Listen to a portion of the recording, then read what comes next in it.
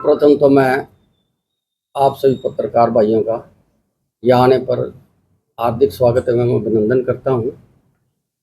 और अब हमारी ये श्रद्धानंदनाथालय प्रबंधक समिति की ओर से वैदिक श्री राम कथा का आयोजन किया जा रहा है, जो कि 10 तारीख से लेकर के 16 जून तक चलेगा। शाम को समय 4 बजे से लेकर 7 बजे तक कार्यक्रम ये चलेगा।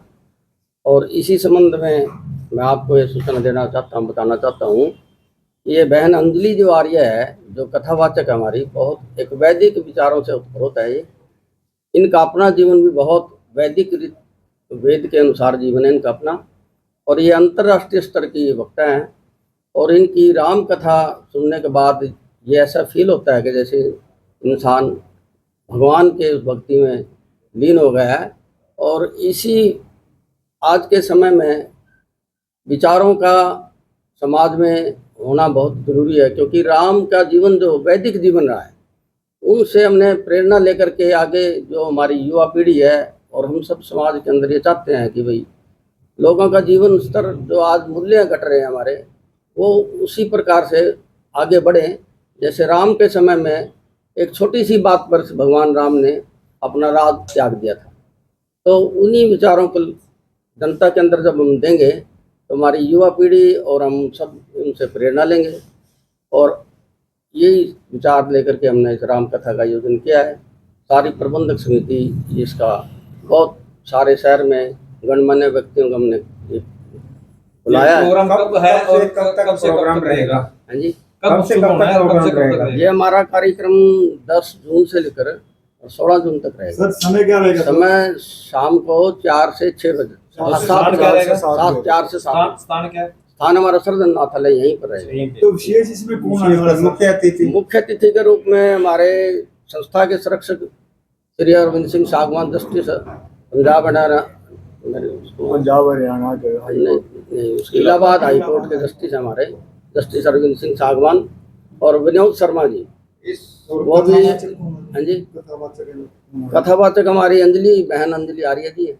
इस वैदिक राम कथा में किस तरीके की विचारधाराओं का प्रभावित किया? ये हमारी यही लेकर के है, क्योंकि वैदिक जो विचारधारा श्री राम जी का चित्र है, जो जीवन चरित्र है, वो वेद के आधारित रहा है। उन्होंने सारा जीवन अपने लिए नहीं, जनता के लिए जिए, आदर्श जीवन जिया उन्होंने। और राम राज्य की स्थापना का मतलब क्या है? हर जन सुखी हो जिसमें, ऐसे राम राज्य की कल्पना लेकर के उन्होंने अपना सारा जीवन जिया। इस महोत्सव को लेकर जो है समाज में क्या मैसेज देने वाले? मैसेज बहन जी यही देंगे कि भाई समाज उनके जीवन को समझे और उनके जीवन को समझ कर आचरण करे उसके ऊपर, और आचरण करने से हमारा जीवन सुखी होगा। वार्षिक उत्सव है, हर प्रतिवर्ष ऐसा है कथा का आयोजन किया जाता है? ऐसा है, हम पहले तो यज्ञ का आयोजन करते थे, क्योंकि हमारी संस्था आर्य समाज से संबंधित है, तो कथा तो हम पहले बार ही कर रहे हैं। सर कैसे विचार है इस बार कथा करवाने? विचार तो हमने इनकी कथा सुनी थी, हम गए थे 1 साल पहले गरोंडा, तो हमें इनके विचारों से प्रभावित होकर के हम उनको रिक्वेस्ट के निवेदन किया, तो उन्होंने हमारी प्रार्थना को स्वीकार किया आने के। किस तरह के कार्यक्रम रहते हैं? और अनाथ आश्रम में तो फिर बच्चों का, हमें जैसे छुट्टियां हैं उनके अंदर बच्चों को घुमाने के लिए जा जाते हैं। प्रतिदिन संध्या वन चलता है बच्चों का, योगा का कार्यक्रम चलता रहता है, संगीत का कार्यक्रम बच्चों को सिखाते हैं हम। यहाँ से बच्चे पढ़ के, यहाँ से बच्चे पढ़ करके काफी बड़े बड़े पदों पर भी गए हैं, सेना में भी गए हैं। इस समय कितने बच्चे हैं इसमें? इस समय 80 बच्चे हमारे 80 बच्चे स्टडी कर रहे हैं। तो सर बच्चे सारे बाहर के हैं या कर्नाटक? नहीं, ये बच्चे तो अलग अलग गाँव के, शहरों, अलग अलग जगह के। क्या इस कार्यक्रम में जो अनाथालय बच्चे हैं उनको भी इससे कुछ प्रेरणा मिलेगी क्या? हाँ बिल्कुल, स्वाभाविक है। वो बच्चे रहने वाले भी समझेंगे कि भाई हमने जीवन में क्या करना है, राम के जीवन से प्रेरणा लेनी है, ताकि हमारा जीवन भी उसी प्रकार के राम जैसा हो। हर परिवार का हर बच्चा, अपने माँ बाप चाहता है कि मेरा बच्चा अच्छे संस्कार वाला बने, राम जैसे बने, कृष्ण जैसे बने। ये तो इस कार्यक्रम को लेकर करनाल वासियों को क्या संदेश देना चाहूँ, क्या अपील करना चाहूँ? हम करनाल वासियों से निवेदन करेंगे, प्रार्थना करेंगे इस कार्यक्रम में हमारे पहुँचे और इसका देखें, लाभ उठाएं, अपने बच्चों को साथ लाएं, ताकि उनके बच्चों में संस्कार पहुँचे। राम और कृष्ण की संस्कृति, हमारा देश राम कृष्ण की संस्कृति पर आधारित है। सर आपका श्रद्धानंद बच्चे- अनाथालय में कैसे बच्चों को रखा जाता है, क्या कंडीशन होती है? कंडीशन कोई नहीं होती। जो बच्चा माँ बाप से विहीन हो जाता है, जिसकी पालने पोसने की स्थिति नहीं होती, तो सरकार द्वारा बच्चे CWC द्वारा यहाँ भेजे जाते हैं। कंडीशन कोई नहीं होती है। अन्य पालन कार्य पोषण करने के के बाद जो उन सदस्य बच्चों हैं, को उनसे क्या एक आगे बार उनका जीवन, जानकारी ले लेंगे सर। पालन पोषण के बाद क्या कुछ जीवन कहना रहता है है उनका? इस कार्यक्रम पालन को पोषण लेकर के बाद पता क्या होना जीवन रहता है? पालन पोषण के बाद करनाल वासियों को बहुत बहुत बधाई देता हूँ और निमंत्रण देता हूँ कि वो राम कथा में आए। तो हमारी वैदिक श्री राम कथा महोत्सव उसके बारे में बताना चाहूँगा मैं। सबसे पहले मीडिया का धन्यवाद, क्योंकि मीडिया के बगैर कोई भी कार्य पूरा नहीं होता है। इन लोगों को साथ लेकर के चलना जरूरी होता है।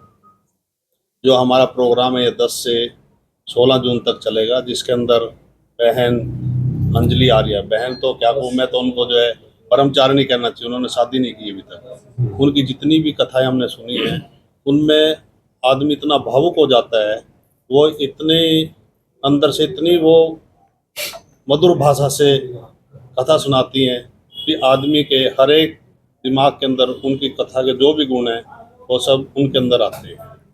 सर अभी आपने कहा कि जो उनकी कथाएं हैं वो ऐसी हैं कि भावुक हो जाते हैं, श्रद्धालु जो होते हैं। हाँ। आपकी जीवन की कोई ऐसी उनकी कथा जिससे आप जो लाइनें बताना चाहेंगे मीडिया के सामने कि जो आपके दिल को छू गई हो?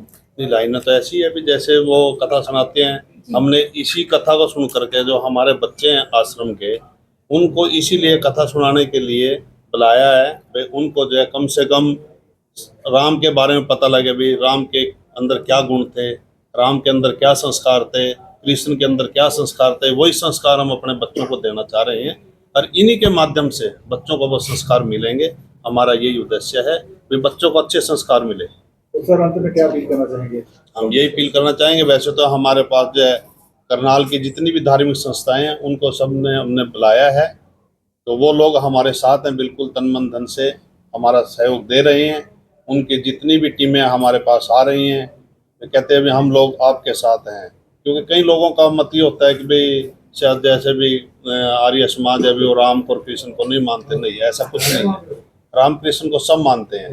हम भी अपने बच्चों को संस्कार देना चाहते हैं, जो श्रद्धा अनाथालय के अंदर अनाथ बच्चे रहते हैं, उनको भी राम की कथा के माध्यम से अच्छे संस्कार मिले, उनको पता लगे भी उन्होंने क्या किया, उनका चरित्र कैसा था, उनके चरित्र के ऊपर जाइए। ठीक है। ठीक है सर।